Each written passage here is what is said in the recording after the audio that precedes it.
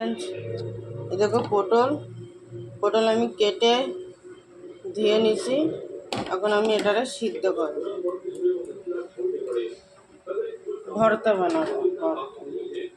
জল দিচ্ছি।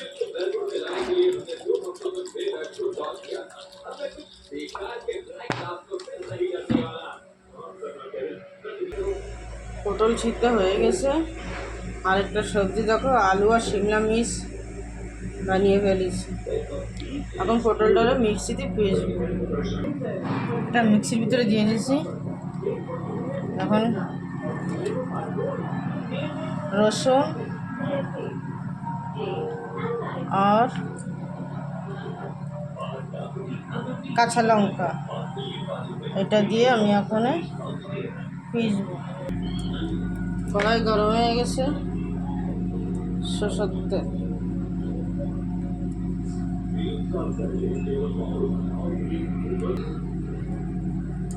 দেব, কালো জিরে, তারপর দেবো পেঁয়াজ,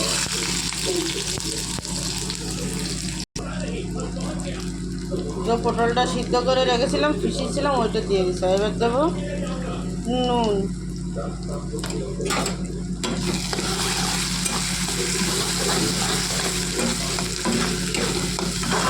এই ভর্তাটা খেতে খুব টেস্টি লাগে। পটল ভর্তা আমার তো খুব ভালো লাগে খেতে। তেল গরম হয়ে গেছে। শস্য টক বানাচ্ছি, আমের টক। জাম, হলুদ, নুন,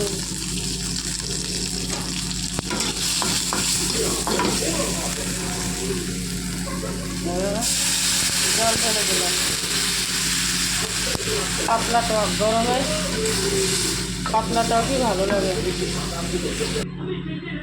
আম দিয়ে টক বানিয়েছি পাতলা, পটল ভর্তা, শিমলা মির্চ আলু ভাজা আর ডাল বানানোটা দেখাইনি, আগে থেকে ডালটা বানিয়ে নিয়েছিলাম। লাইক করো, ফলো করো, শেয়ার করো, সাবস্ক্রাইব করো। বাই।